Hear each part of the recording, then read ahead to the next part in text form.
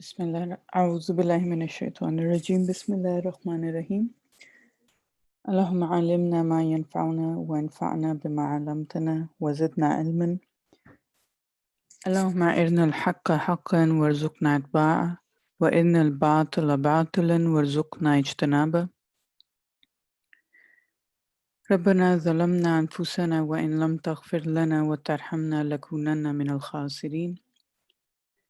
اللهم صل على سيدنا محمد وعلى آله وأصحابه وأتباعه أجمعين. Alhamdulillahi Rabbil Alameen. Ameen.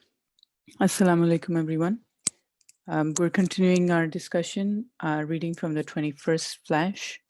It's a continuation of the reading on sincerity. And if I can just pull up some notes from last week. If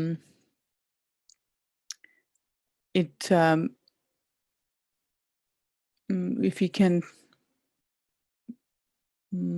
okay.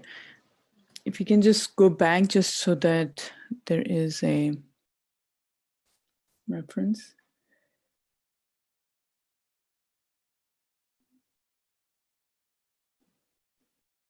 Okay, we were reading the seventh cause, and the topic generally was talking about the reasons why there could be dispute and rivalry or jealousy amongst the people of truth, whereas seemingly not present amongst the people of unbelief.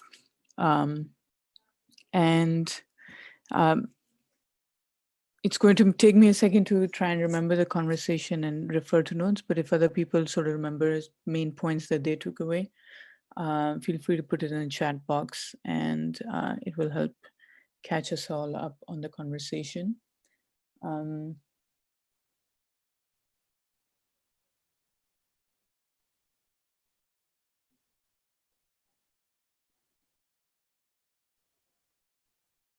It definitely had, okay, Fariha, sorry, go ahead. I don't exactly recall what we went over, but generally speaking, the whole flash on sincerity was about really refraining from any sort of causing any sort of dispute or discordance, because that just does not help anyone. So as much as we can from our end, we should try to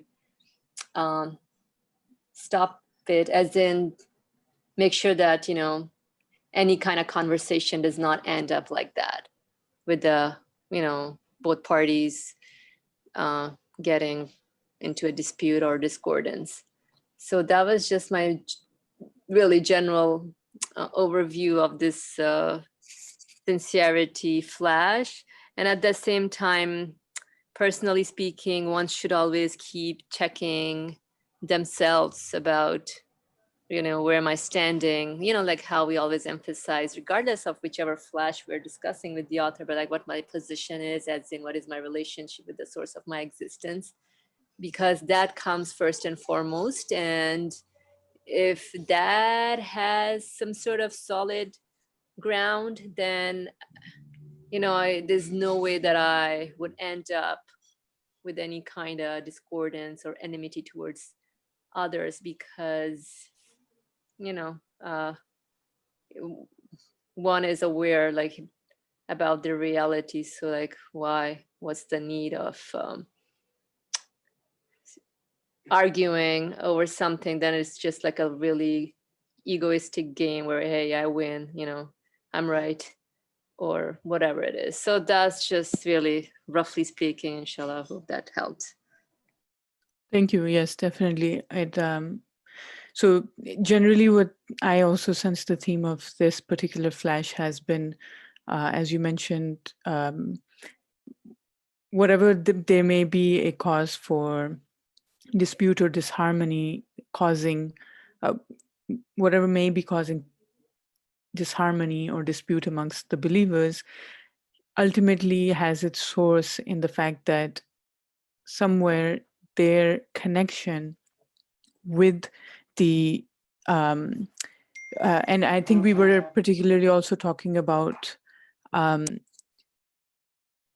the verse about doing, if I have it right here, it's had to do with one's connection with God and doing things in fulfilling the will and in obedience of the will of God. And anything not done in that manner led to reasons for which there would be, someone not acting in the will of God ends up strengthening relations in the Muslim community or amongst people of belief. And anything not done in that manner or not sincerely done in that manner is a cause for discordance, which is to say that someone is doing it for any reason other than that of fulfilling the will of the source of existence.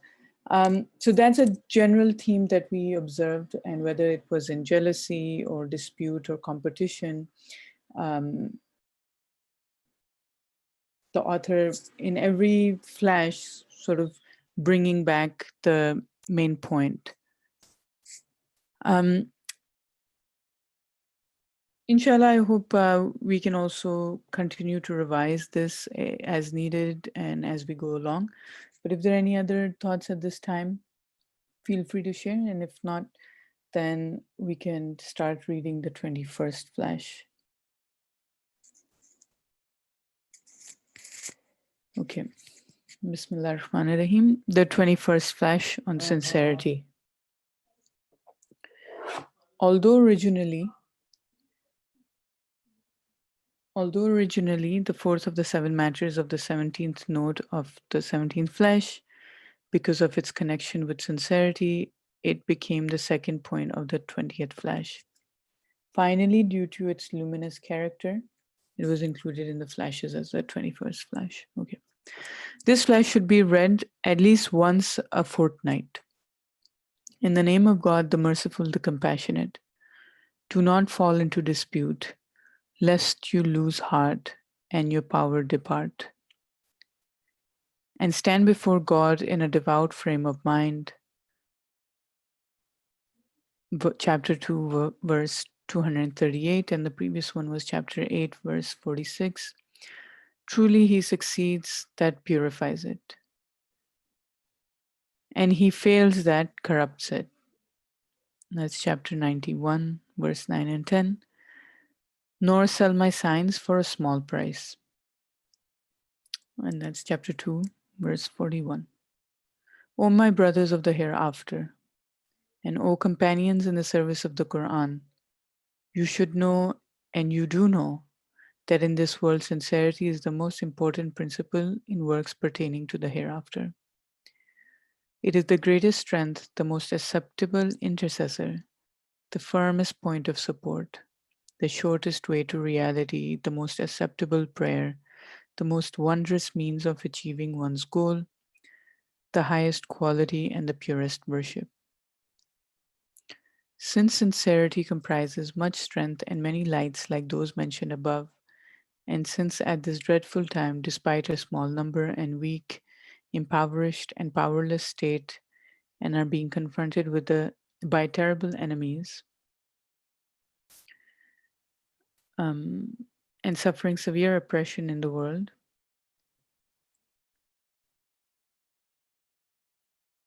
suffering a severe oppression in the midst of aggressive innovations and misguidance, the extremely heavy, important, general, and sacred duty of serving belief, and the Qur'an has been placed on our shoulders by divine grace, we are certainly compelled more than anyone to work with all our strength to gain sincerity.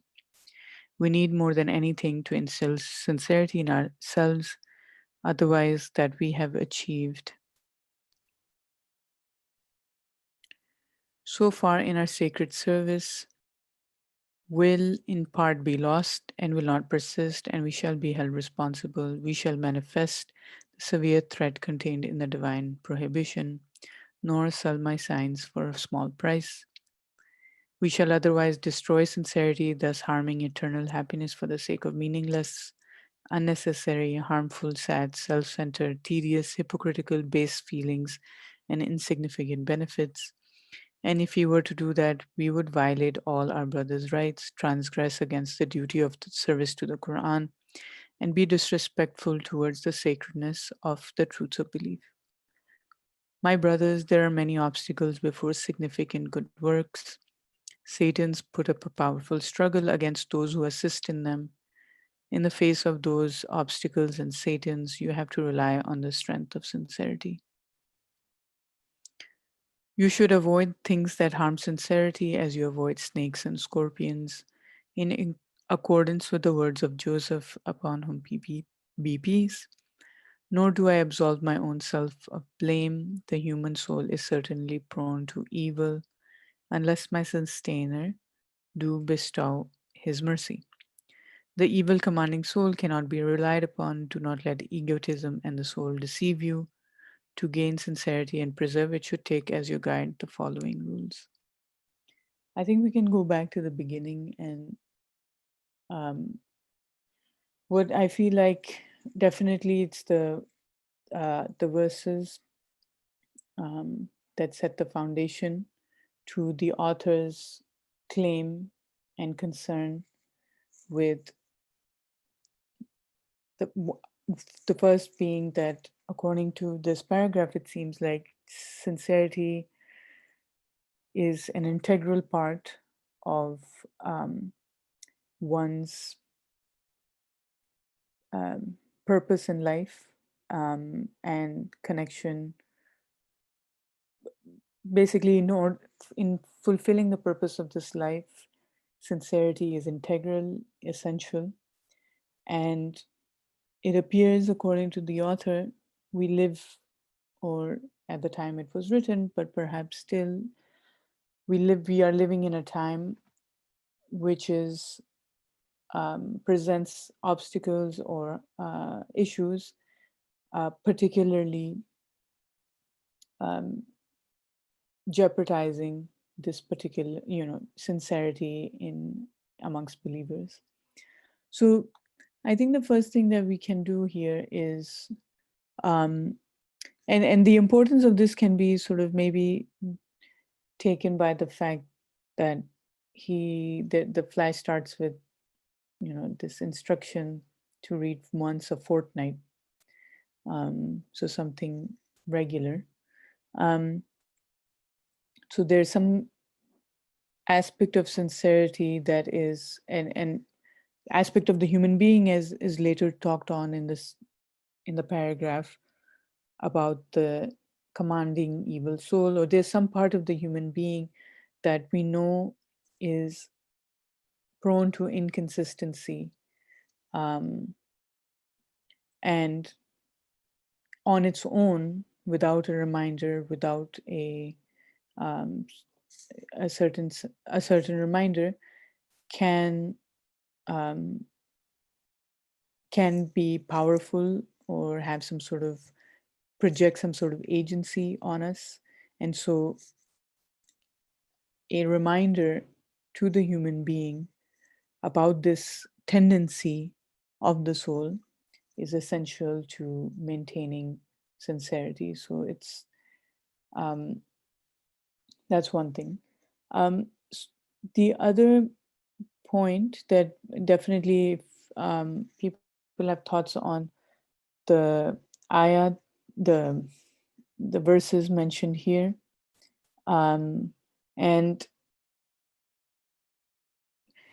this part I guess is interesting and worth expanding over, is like that there's a connection between, in this world, sincerity is the most important principle in works pertaining to the hereafter. So what is the connection between sincerity and our understanding of hereafter? Um, and it has all of these qualities of being the greatest strength, the most acceptable intercessor, the firmest point of support, the shortest way to reality, and so on. So what does sincerity in this world do that secures one's existence? That's what I understand from these various terms. Shortest way to reality, acceptable prayer, something that ensures my existence, secures it, and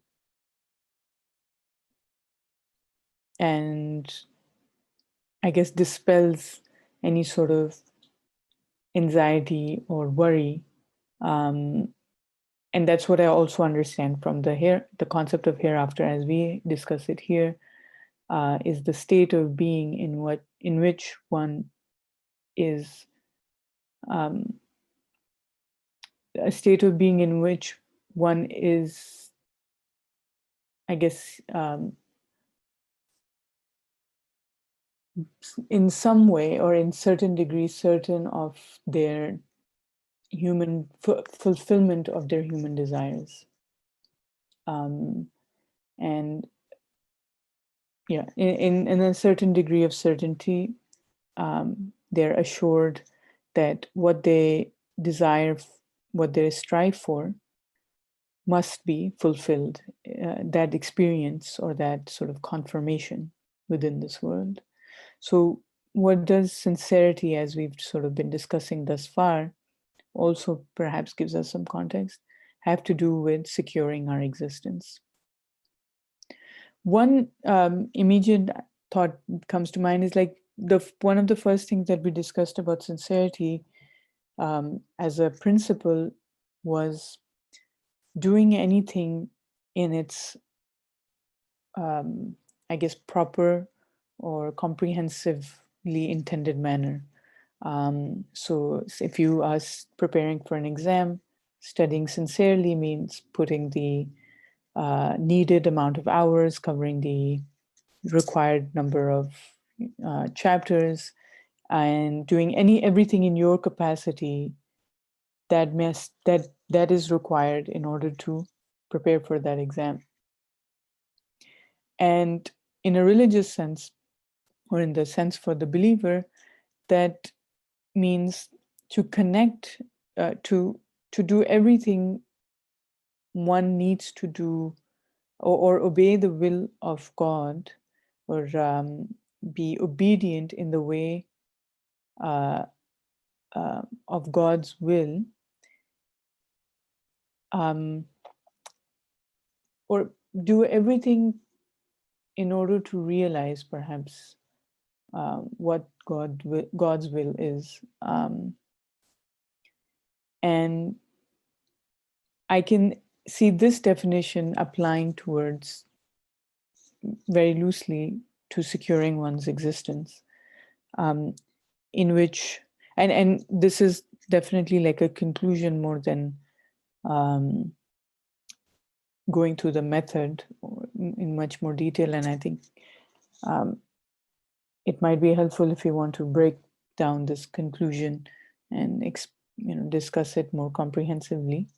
But my first question to the group, as you think about it or are thinking about it, is what is the connection you draw about sincerity, the importance of sincerity to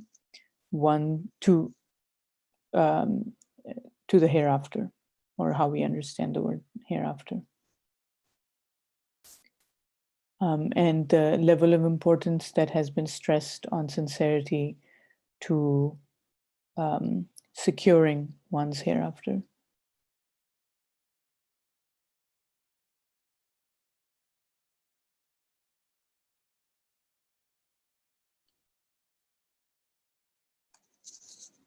And if, yes, Fariha, please go ahead. So your question is, how is sincerity related to the hereafter? Correct. And yeah, okay. So pretty much, I think just being cognizant or living with the awareness of what the reality of this universe is, where everything is transient and I'm not here forever. And whoever brought me here is taking me on this journey, and then he must be the one to take care of me post this universe. So sincerity really lies in my awareness of my existence. And how does that secure my hereafter? I think it's within the whole acknowledgement part where I'm just not interacting with the universe just for the sake of living here as a temporary resident, rather extracting meanings from my interactions that point me to an eternal source of existence. And yeah, that's just like when we are in a relationship with someone, it's all about, there's a lot of factors that go on. People say compatibility, openness, and so on and so forth, but it's all a matter of, just being sincere with who you are. And so I think it's just a matter of being sincere in my relationship with the source of my existence.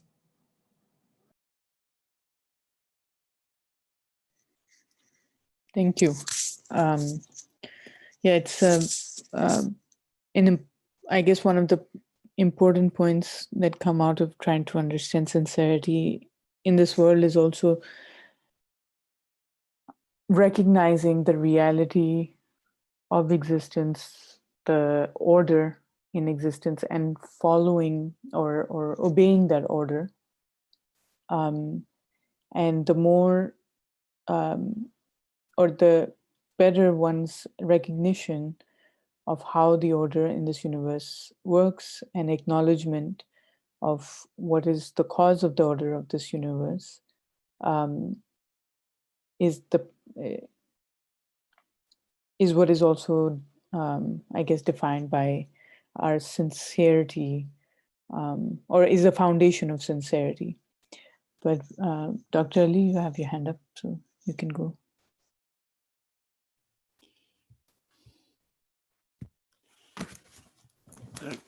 Good introduction. Thank you for both of you, Farah and Feria. Yes, sincerity, as we have studied in the previous section for quite a number of weeks, my conclusion was, yes, obeying the order, yeah, acknowledging the creator of this universe or establisher of this order and connecting yourself. These are all correct bases. In practical life, if I believe in God, it doesn't mean that if I believe and therefore if I understand that the universe has been created,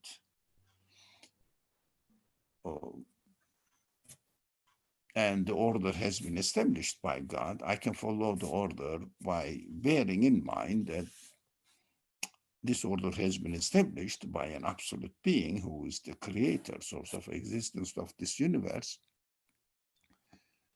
I feel that, practically speaking, in my personal activities in the world, does not mean that I am sincere, as we learned in the previous section, which is the 20th Flash. It is the base, correct, but it is not enough. For example, follow the steps. Okay, I'm following the steps, and also to speak in terms of black and white terms, an atheist who doesn't believe in God also follows the steps. If he doesn't, he fails. If a believer follows the steps, doesn't follow the steps properly and skips up some of the steps, fails. So what is the difference? Now, I said the order has been established by God. The other one said, no. What is the difference? So in the language of the Quran, and therefore the language of the books we are reading, which try to make some comments on the Quran and explain it to the reader, the akhirah is for the next word, hereafter. Do your job for the sake of gaining akhirah. Yeah, I am following the order in order to gain my akhirah. Yeah, how can I do that? Because, of course, you have to do it, bearing in mind that the order has been established by an absolute being. Yeah, I bore it. Did I gain the akhirah? I think in practical terms, we have to break down the details a little bit here. In the language of the Quran, akhirah is related to do something directly under the cognizance of the absolute creator, who is the responsible for the creation of my obeying the order and the result. Obeying the order is my choice, and the result is created by the creator. That's what follow the order, following the order between a person who doesn't believe in God and a person who believes in God. In practical terms, in general terms, he doesn't accept that the order has been established by God. And I do, for example, a person does. But in practical terms, a person who, for the disbeliever, everything is accidental anyway. He tries to benefit from the nature, maybe exploit it for his own benefit. But for the one who believes in God, he must act in such a way that all of his actions, the results of his actions, consequences of his actions, his deeds, akhirah, the results of his deeds are going to be created by the owner of the universe. That is why he has to bear in mind that he is not creating, he is not doing anything, he is doing only just to ask the creator to give the result to him. Whatever is created is a grace, is the grace of the creator, so he cannot own it. He cannot declare anything over it. He cannot really claim that he is doing something so that he can be proud of it. He shouldn't be proud of it, but he may be thankful. He is expected to be thankful that the creator has responded to his prayer, which is following the order. If we establish this understanding in practical terms, whatever the person does with this understanding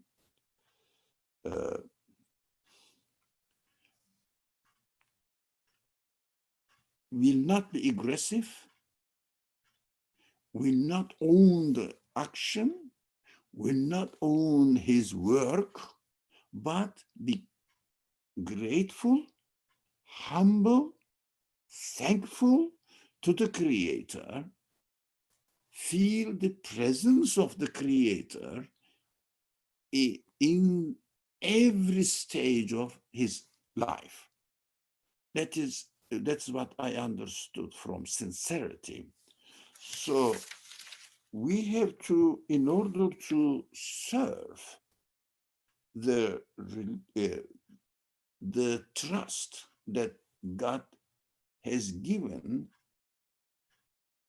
on God has put on the shoulders of the believers, which is his message. We call it the Qur'an. The message, his message, to deliver it to others.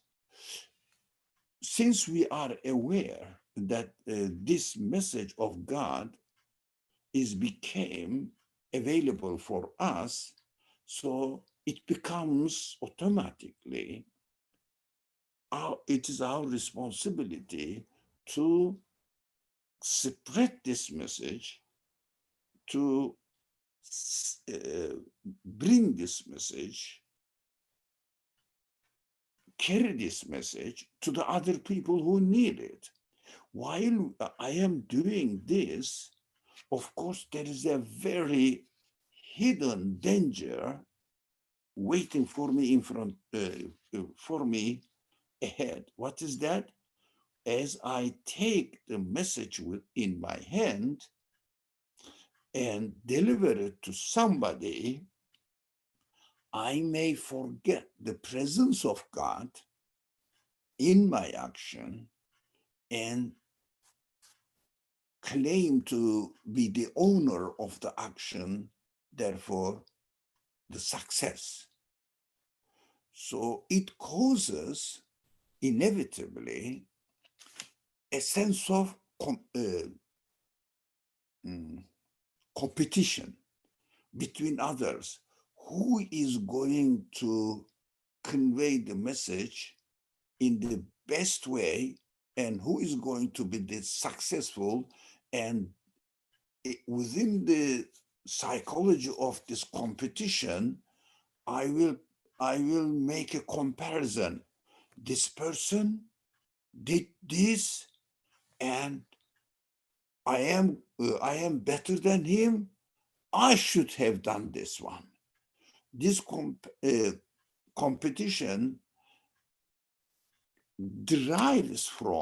comes out of not being aware that the results of our deeds are created by God. None of us has the right to be proud of the action as we are doing. So if I am just doing something which is very common in languages for the sake of God, but it is very vague. What do you mean by for the sake of God? I think it needs explanation. It means I am doing this action being aware that the result is going to be created by God, and all the credit of the result will go to God, not to me. So that I will humble myself, put myself in the right position.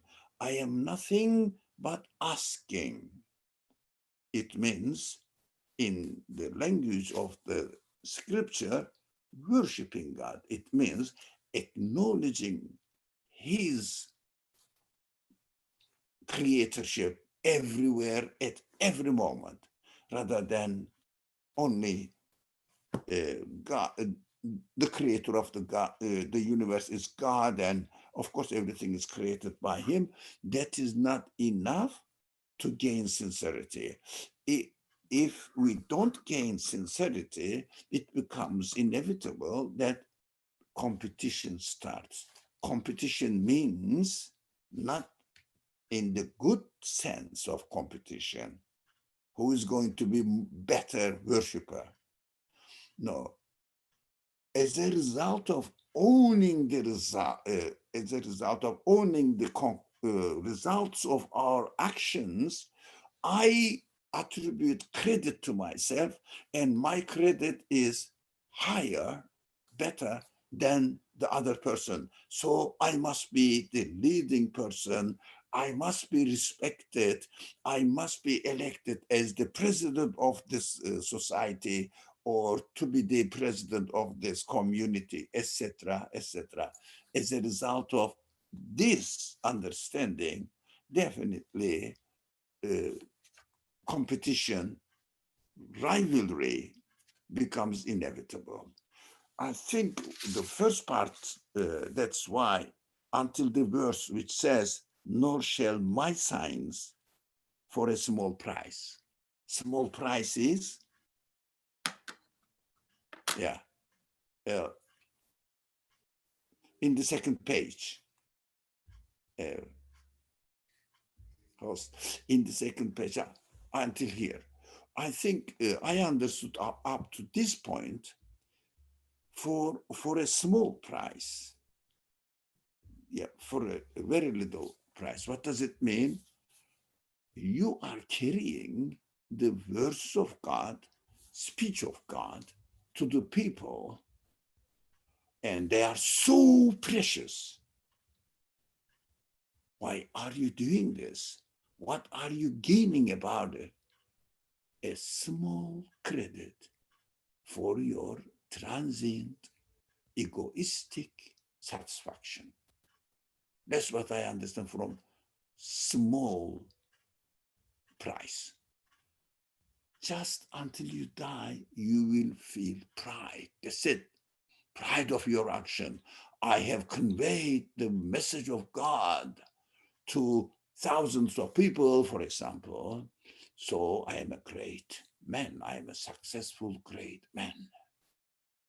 This is a small price as compared to God, giving the credit to God and leaving everything to the absolute being to pay the price according to his will. But attributing the price to yourself, and you are taking the price for your own credit.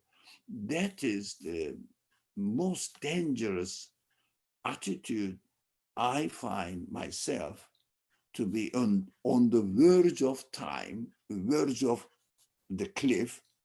Always I may attribute it to myself or to my creator. If I attribute it to myself, I will multiply the reward to my own capacity.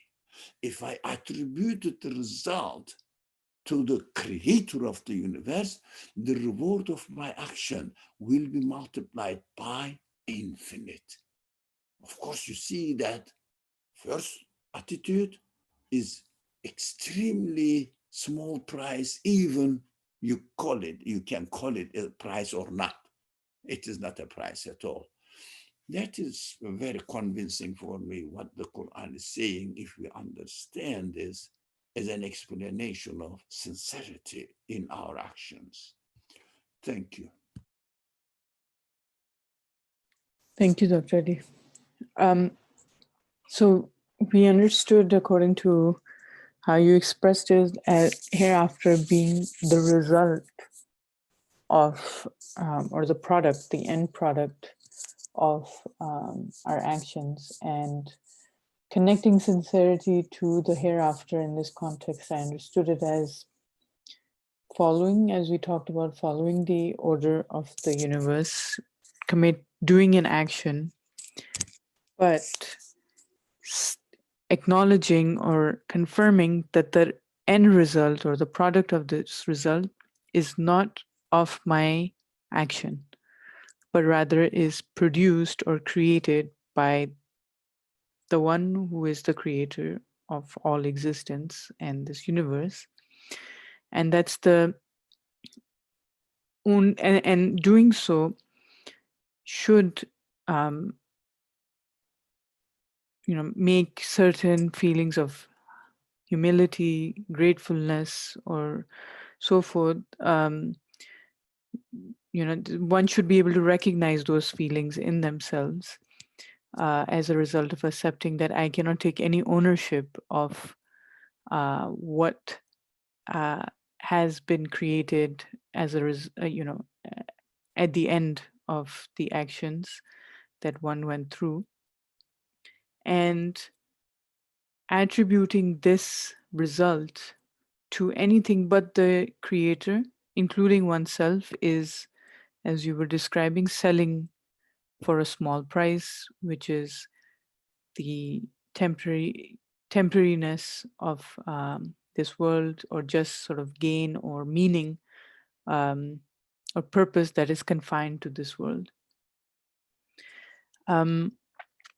So we can go back to the first page and just see if there are any other points that we wanted to discuss, and then continue on.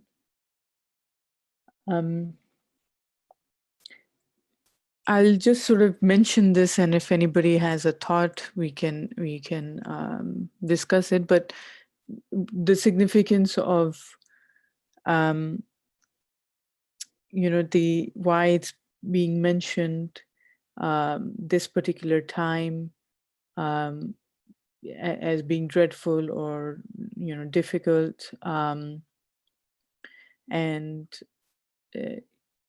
the state of he's just saying our, so I'll go with that wording, like whether that means on an individual level or on a community level, that our state right now is of being, let's say, vulnerable, impoverished, weak, and we are confronted by terrible enemies, suffering severe oppression in the midst of aggressive innovations and misguidance. So it seems like, according to this language, in a critical time, a dire time, whether this author is referring to particular socioeconomic conditions of his day, which maybe also are persisting today, such as the rhetoric around, of against, or the way religion is defined, the way that we are understanding basic concepts in our belief, and how strong they are in the face of doubt and questioning from within ourselves, but also the way we experience it in society in general.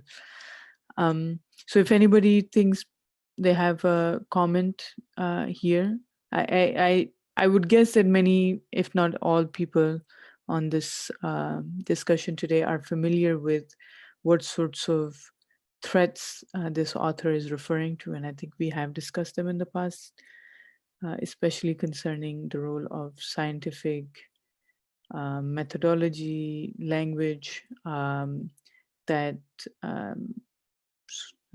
sort of undermines religion, and the effects of that in the rest of our lives. So I'll just keep that as an open point if anybody wants to share anything or comment, but if not, then we can move on to the next page.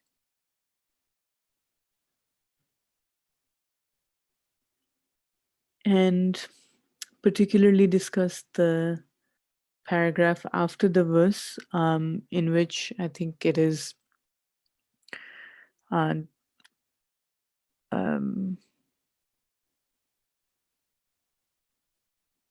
right.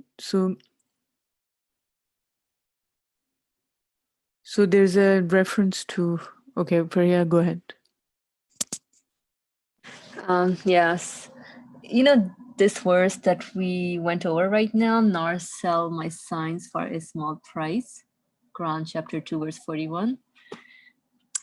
If it was not for this author's reflection and everyone sharing their comment, and especially how Brother Ali also shared in his understanding of this verse in terms of, like, I have no say in anything. As a human being, I just follow the order, and I only ask. Yeah, so there's nothing to claim ownership over. That's actually, it's striking to me, because I was thinking, if I was just looking at this verse without any of this context, to me it seemed like, my creator is telling me, hey, guess what? don't sell my signs for a small price, as in don't make it like, oh, it has no value, as in present it in a way that's like, whoa, it's some serious matter, it's it's urgent, it's it's in a way that it excites people rather than like a regular subject, oh, I'm taking music, oh, you know what, oh yeah, that's just physics. Rather than that, present it in a way where, this is it, I'm introducing you or presenting life. I mean, so don't sell, I guess, the meaning full side of the universe or the universe in general. Don't sell that message for just like, oh yeah, there must be a creator and do this or do that. Rather, just introduce it in a way that just transforms one's spirit and really shifts one's worldview radically. So that's how I was looking at it. But I think within this context, it's really also applicable to my side of the story, where I would just want to attribute everything to myself. So just wanted to share that. Thank you. I think it reminded me of one of our previous discussions where there was a point made about part of, I guess, an element of sincerity is also speaking to the crowd and speaking to the level, at the level of the person you're addressing or your audience, making it relevant but also useful for them. And I take your thought to be somewhat in that same context where, again, relating it to sincerity is part of, I guess, conveying a message sincerely is also understanding the best way in which the other person, in this particular example, will want to receive it or understand it. And if it does have to do with some sort of, as you were expressing, some sort of enthusiasm and some sort of thoroughness, then one must recognize that and put in the effort or the work that is required in order for it to be effectively communicated. So selling it for a small price would demand, to not sell it for a small price would demand, again, following the order as best as one can, which is understanding who they're communicating it with, and attributing the result to the real or the true source of existence, but doing your part as best as one can. So thank you for sharing that, or reminding us of another element that we had discussed in the past concerning sincerity. So in this paragraph, before we get into the rules, I just want to point out, sort of like, at first there's a sort of threat or risk that the author cites from the time and the society that, or the challenges that are posed from there. And I guess in this particular part, he brings on the challenge and the I guess the challenge posed by the evil commanding soul, and that is again susceptible, let's say, to attributing the part of the soul or us or our ability or our choice to attribute something to ourselves, and being wary of that. And this particular part is, let me just read this, like, Satan's put up a powerful struggle against those who assist in them. In the face of those obstacles and Satan's, you have to rely on the strength of sincerity. So I will try and recall parts of what we have understood Satan to be, and see how this concept can uh, threaten, I guess, one's concept of sincerity. So as far as these, and obviously discuss the verse following it, but we've discussed the concept of Satan in ways including the fact that it is something external to the human being. It is not. It is not part of the nature. Satan being, um, if I, in my own words, I would describe it as the alternative that points um, to the alternative to attributing something to the true source of existence. And there's always an alternative, or a option two to that option, which is to attributing it to anything but the source, or attributing it to yourself. And this concept being something that is not within the nature of the human being to conclude, um, in truth, but rather something that, as an option, exists, but does exist an option, but without having any external reality. Fariha says that Satan is my evil side. I think, Fariha, uh, you definitely have to say what, help us understand what you mean by your evil side. Um, is it something that is constantly there? It is something that exists in uh, concept, and something that we, through our decisions, give it some sort of illusion of reality.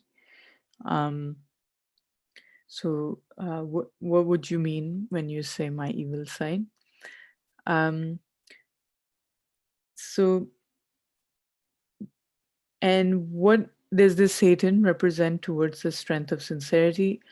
Um, so it's very clear that anything that sincerity is, I see this as a chain, like a consistency between one's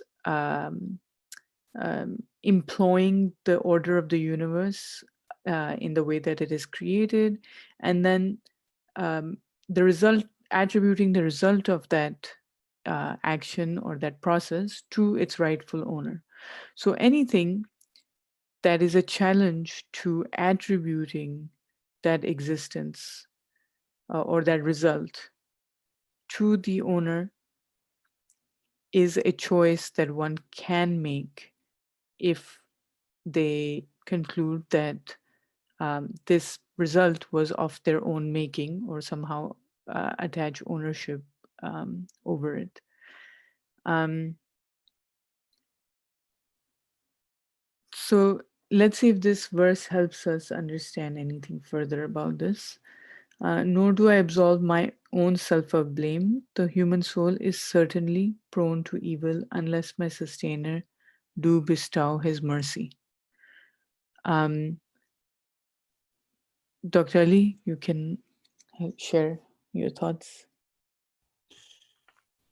Yeah, my mind is still at the first page. There is one point there in the first page which says, after talking about the works pertaining to the hereafter, it says, sincerity is the most acceptable intercessor. No, this matter of intercession is very much disputed. It has many, many other aspects of meaning. But as far as our subject is concerned, I thought of a very simple example. what intercession means within the context of our subject now only. If a person gives another person A $100 and another person B another $100, two of them, and asks them go to this area where the poor people are there, and person A gives the money by saying, this is the money who has been sent through me to you.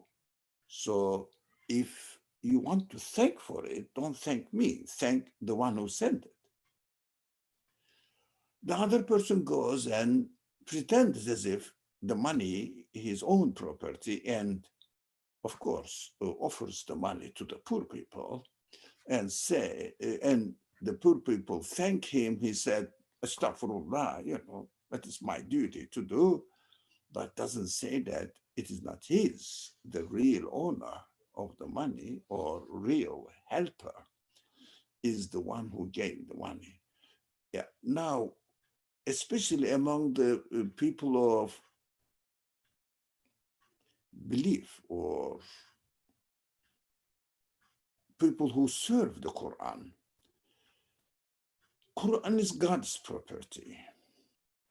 God sends it, but I may try to convey the message by attributing the value, the content of the Qur'an by myself. Then this is my knowledge. I studied the Qur'an. I learned all this. So you are benefiting from my knowledge. Yeah, ultimately it is God's word, but you are benefiting from my knowledge. Of course, in this way, do you think, let me go back to the example. The second time, if the person who gave 100 to each of the person A and person B, do you think the giver of the money trusts trusts whom? Or no, who does he trust? The one who appropriated to himself and made himself in the front action and expected the people to praise him, or the one who presented the money to the needy ones and asked them to praise the owner of the money, real owner of the money, acknowledge him and worship him, not me. Of course, I understand that this person A, was sincere. It means acting according to the reality. The Qur'an is God's word. Guidance is from God. We cannot really claim the ownership of the work that we are doing or the message we are conveying to others, saying that these beautiful ideas are my ideas. That is my knowledge. I am giving the knowledge, as the Qur'an says, so that I deserve to be praised. If someone says no, the sender, the revealer of the Qur'an deserves to be praised. So, of course, God will trust this person as the owner of the message and give the compensation, reward to this person because he did it in the correct way, and he presented the reality to the people. And of course, the purpose of sending the message is to guide people to worship the creator, the revealer of the Quran, creator of the world. That is the purpose of the revelation. So I can ask the person who gave the money again, if you give me more, I will again spend on the poor people. Then, of course, the person who gives the money will give him, he will trust him. The other person is just destroying the trust. I couldn't remember the right word. Just destroying the trust, and he will say, you betrayed the trust. I'm not going to give it. That is hell. I mean, in general terms. The other one will be given again, that represents paradise.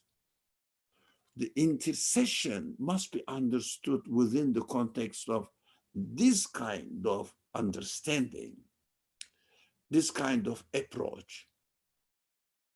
And it is a good example here. Sincerity is the most effective, acceptable intercessor. That is a beautiful way of understanding the intercessor. I found it and wanted to share with me. And my question for the moderator,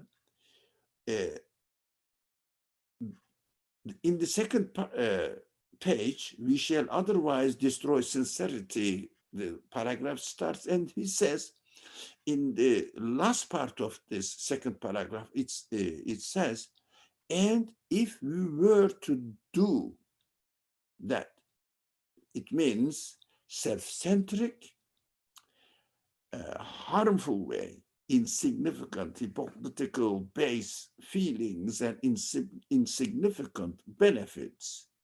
If we don't follow the sincerity, we sell God's precious message for a cheap price to gain credit for ourselves. So what happens? We would violate all other brothers' rights. Why? The question is, how? Why? We violate all other brothers' rights. And also, the second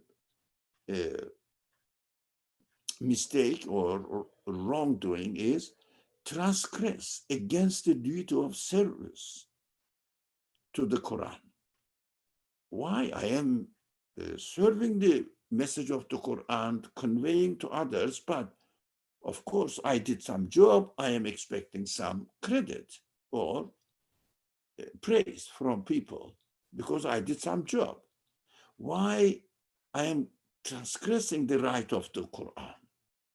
The third one is, if I am acting in an insincere way, I am being disrespectful towards the sacredness of the truth of belief.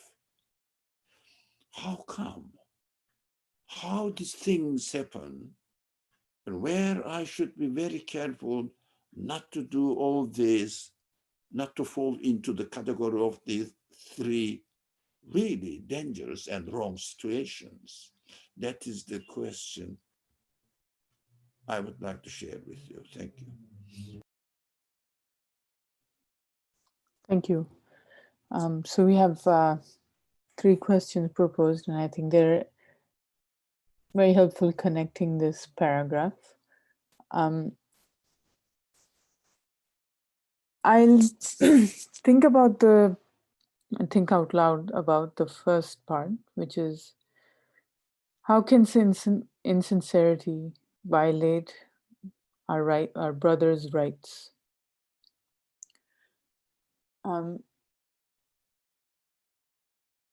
I remember, or I'm going to take this as a very basic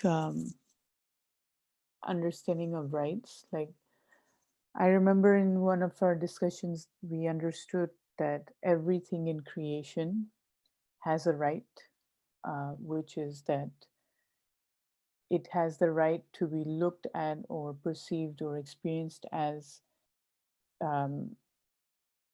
up as true to its reality, which is that is created. That if I, let's say, drink water, water has a right. That I drink the water, not attributing any of the qualities of the water to itself, but rather to its rightful owner. And I think that when it comes to in taking the same sort of concept to saying brothers' rights, which is, I think there must be um, a considering that we are interacting in or living in a community, wherever we might be, it is, I guess, each one of our right that we too are given that right of being interacted with or sort of perceived as created beings. And if I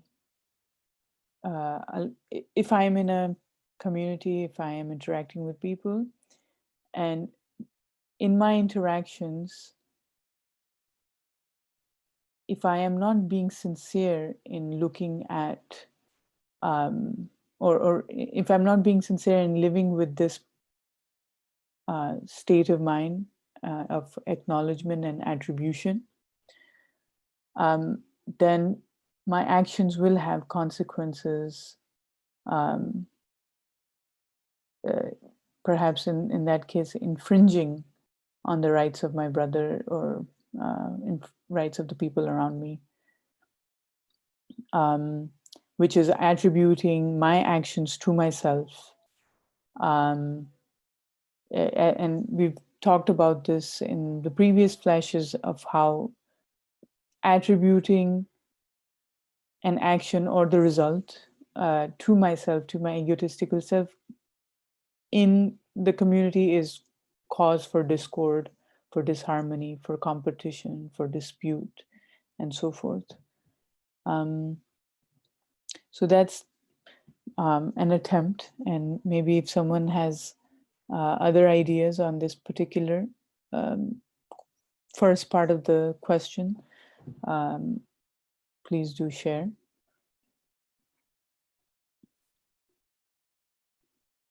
Faria, please go ahead. Thank you. Assalamualaikum. Asing. Alaikum assalam. So it's a good question from Brother Ali. So if I think a person who is violating, I would say, not being sincere in the actions, how does that impact, the fellow brothers? And I feel that, in my being also, like if that kind of is kind of a slippery slope, I would say, in, as you said, about the attributing ownership to myself, taking some credit. And I think it also serves the purpose of what exactly the Quranic message is kind of bringing into our attention.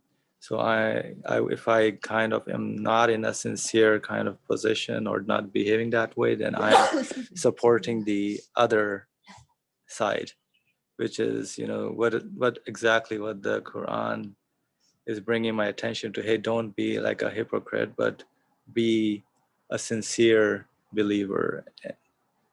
So it crosses the boundary and it hurts the absolute truth as well. So that is why if I have a responsibility where I am carrying maybe a message that is from my Lord, and if it is not coming out sincerely, then it becomes a basis for attacks by the opposite end, because this person is easily manipulated by worldly little insignificant things and is easy to break into, rather than there's no good attachment to the absolute truth, and it becomes, the absolute truth kind of loses its stability in the eyes of the other people, and they again all the brothers, what they stand for is pretty much heard from that sense. So that's how at least I understood So you're it. saying that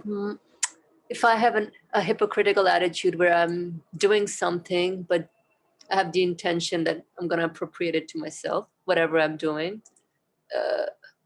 for the sake of the truth, but I'm like, hey, just the example that Brother Ali shared about the one that's saying, hey, this is, I'm giving away this money, this sort of money. So then that's a hypocritical attitude. And then how would that violate other people's right? Because they are sincere in terms of, okay, we need the truth, and the truth is disseminated in a wrongful way. Is that? So let's say you're in a position where you have certain responsibilities to convey maybe to some fellows, maybe students, that this is the right message, and some authority says, hey, I'm gonna pay you more, and then if you kind of divert the attention of the students towards a particular idea rather than the reality or the truthfulness of what you're proposing. So, and let's say I say, okay, look, I'm getting I'm going to get maybe more status and power in that sense. Just a hypothetical, simple example. I'm being bribed. Yeah, I can go and sell this message. and then so this, whoever is proposing this kind of idea, what would they say? What kind of a message is this guy? You can easily manipulate this person, if we just show him like, I can make you this position. I mean, this is how, I can't think of a better example, but this is the way how sincerity, if you're sincerely for that, That's a good one. for that, the message, then it doesn't matter what status or whatever your payment or whatever you're getting, because your real deal is your reward is with your Lord. And your relationship is exactly for that purpose. So Okay. and that hurts, because now whoever if somebody charged this individual, hey, can you convey this idea, and I'll put you in a better position here, and then so the wrong idea gets to all the other brothers, as well as the absolute truth gets hurt in the eyes, like, hey, it has no value. You see how, what kind of truth are these people holding that's an on to? interesting one. I didn't think about that one. So But basically, maybe I'm overthinking also. no, this is interesting. So, sort of like for my own personal benefit, I mean, just your hypothetical scenario, I accept some kind of bribery, and whatever I'm presenting is sort of like a crooked message. So obviously the people who are like thirsty for the truth, for them, they're just, because of my little slippery area, it hurts them. And the one who bribed me, they're like, I don't think so. This stuff is serious anyways. The belief matters. Oh yeah. Alhamdulillah, this was great. Thank you. Thank you for giving us the opportunity to like talk. Well, of course, we learn a lot from you both helping each other. Dr. Ali. No, it was a beautiful example. I thank this brother and sister. So together, they made a good point out. If we are, I'm taking the example Asim presented to us, working in a team, and if one member of the team doesn't work, what happens? I think Asim, because of his profession, knows what happens at the end. Whole project collapses. If one member, or there are some other people here, for example, a doctor is going to do an operation, and a nurse has not done his or her work properly, so the patient is not ready in the healthy environment, but all the operation doctor does, because of the failure of the nurse, the result of the operation will be just an harmful one, because of the, I mean,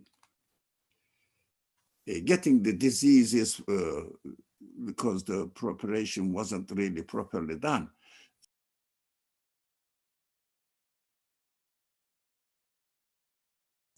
Dr. Lee, you are muted. Thank you. If two people are working in order to distribute the message of the Quran, God's word, if one of them does the job in an insincere way, it means in order to satisfy his egoistic expectations, attributing the beauty of the Quran to himself and putting himself in front of it and causing the competition and also aggressive behavior because I am doing better than you do, etc. What happens? The second person, even the second person is going to present a sincere action. The people will say, these religious people who are conveying the message are not really sincere people. So forget about them. Don't listen to the other as well. That is what is happening in the world now. The mistakes that the shuyukh or other leading people in the Muslim community make. What happens? People lose their trust in the rest of the other shuyukh. That is very frequently happening reality in the world, I think. So, for example, if a church exploits its attendance, a priest, for example, exploits the people who come there, and it becomes public and people say, look at this corrupt religion. Doesn't say corrupt one man and corrupt clergy. And they say, okay, I'm not going to have anything to do with any kind of church or mosque. Why? Because there was a bad example out there. So insincere person inevitably acts in an aggressive way, competitive way, and also arrogant way because he's expecting the respect to himself. It is very egoistic. And the other people definitely feel it. Oh, this is a very arrogant person. He is really expecting respect from other people. That is why once an insincere person in the service of the Quran may cause a big disaster concerning the service of the other sincere people. I think this became now, after listening to Asman Ferihai's example, we would violate all our brothers' rights. Is a very important matter. We have to be very careful. I have to be very careful. Thank you. Thank you for really helping me understand this section. Thank you, everyone. We have a couple minutes left. If there are people who want to address anything that was discussed so far, and especially this particular point that was violating the rights of brothers, or any other thought, please feel free. Freya, go ahead. So the other two questions also pertains to violating rights. So the author first says violating our brothers' right, humanity's right, followed by transgress against the duty of service to the Quran, as in, I think we spoke earlier as well, is contradicting the whole nature of the speech of God, because no one can claim to own the truth. Even messengers, everybody's employed to convey things. And the third point, and be disrespectful towards the sacredness of the truth of beliefs. That's, I think it's pretty understandable after going over the little scenario that it's really anything I do for my personal benefit is harming not only like it's harming not only myself but my relationship with the source of my existence, but more importantly it's being disrespectful towards the whole, what the truth encompass, or like what the truth actually entails, or disrespectful towards the sacredness of the truths of belief. So yeah, and it's not a joke, this whole absolute truth that we all talk about. So otherwise it loses its efficacy. And yeah, I mean, anyone can claim anything at the end of the day. So what are we all striving for? So just wanted to bring that one up. Okay, done. I can see the relation, or how what we discussed so far helps sort of makes it easier, or leads us to understanding these other concepts. If I understood correctly from what you were just sharing, duty of service to the Qur'an, did you define it as, you mentioned, like, as everyone being employed, the fact that the duty of service is to convey or impart or share the message as a role of not the one who is the originator of the message, or any of those, not attributing any of the message to one's own self, but rather just being a conveyor of the message. And that also requires, I guess, some sort of, or a higher degree of sincerity in understanding it. But the duty of service being conveying it in its true sense. If that is fair, then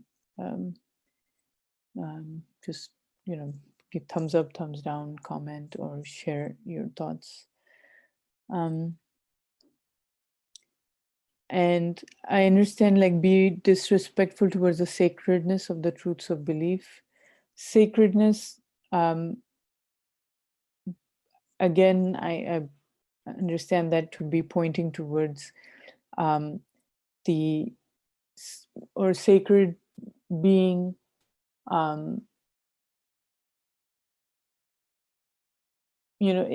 pure, in its, I guess, literal sense, it means pure, or devoid of any external sort of substance or impurity. And so attributing, again, any personal gain, or looking for any personal gain and attribution to oneself, especially in matters of truth, is quote unquote making, disrespecting its sacredness, or impurifying the meaning manifest in that thing by attributing it to oneself.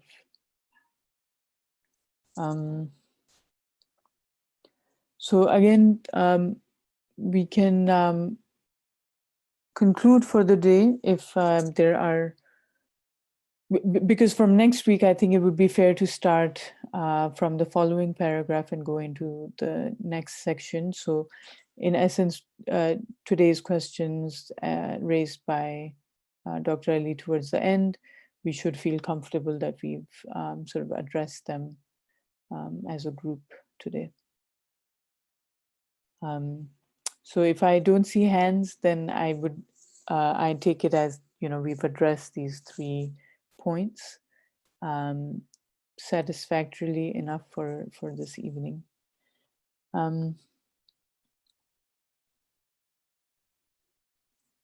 Okay. Bismillah ar-Rahman ar-Rahim. Subhanaka la ilma lana illa ma 'allamtana innaka antal alimul hakim. Wa akhiru da'wahum anil hamdulillahi rabbil alamin. Al-Fatiha.